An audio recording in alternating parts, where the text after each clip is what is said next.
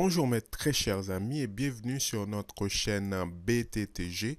Comme vous le savez déjà, c'est une chaîne qui est consacrée à la technologie de l'information et présentement nous sommes nous vous présentons des tutos sur la technologie de Cisco.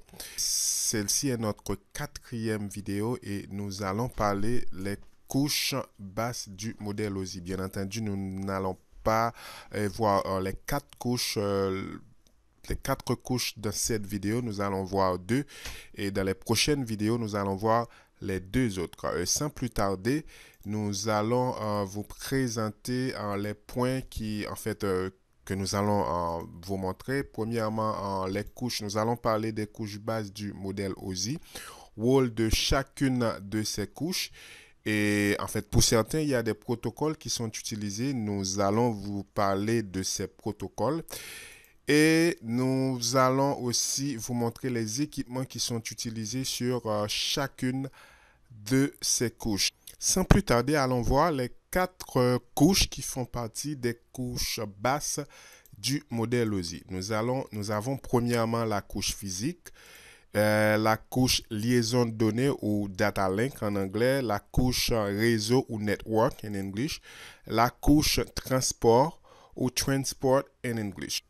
Allons voir le rôle de chaque couche en commençant par la couche physique du modèle OSI. Remarquez la couche physique, son principal rôle est de transférer les informations sous forme binaire, 0 ou 1, 0 ou 1, 1, 0. Maintenant, la technique utilisée pour transférer ces informations binaires dépend du média qu'on va utiliser. Trois types de médias sont utilisés pour la transmission des signaux sur un réseau.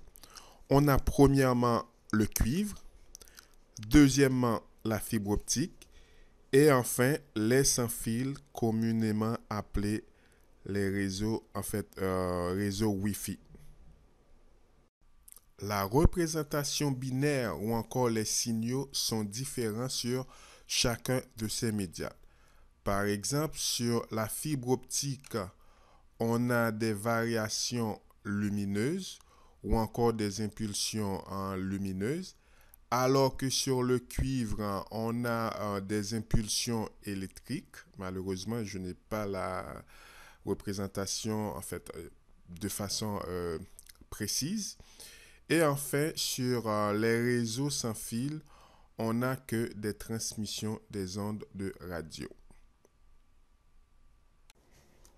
À présent, on va juste faire une petite présentation. On va juste vous donner quelques explications de façon succincte sur les trois médias que nous venons juste d'expliquer. Maintenant, on va parler un peu du cuivre.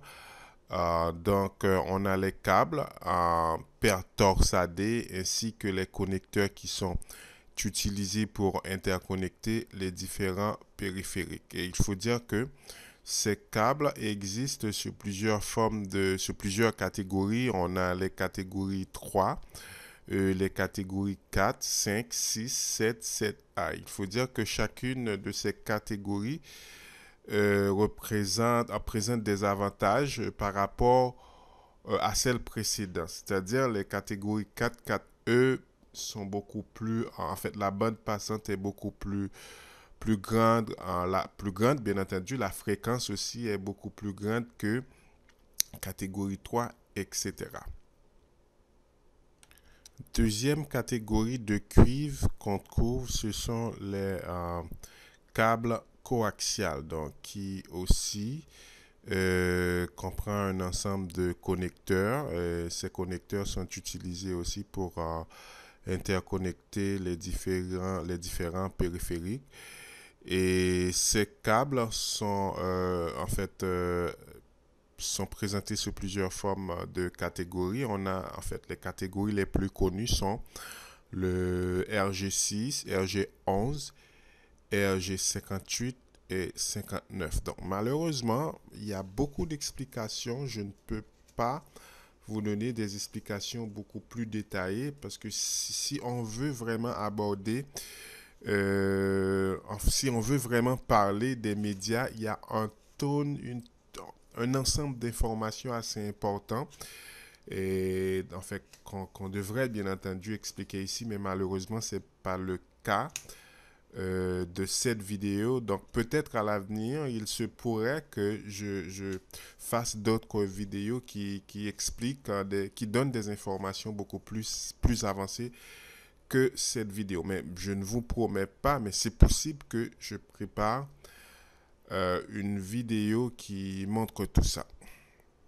Passons à présent au deuxième type de média qui est la fibre optique. Il existe deux catégories de fibre optique. Il y a la fibre multimode et la fibre monomode. Donc, le débit peut aller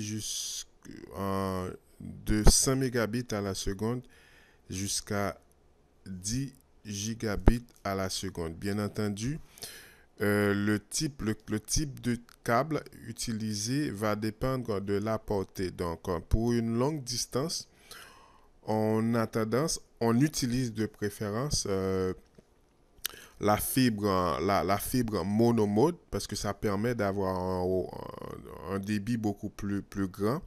Alors que pour de courtes distances, on utilise la fibre multimode. Passons à présent au dernier type de média pour clore cette vidéo puisque je ne veux pas excéder plus de 10 minutes. Donc, le dernier type de médias sont les sans fil.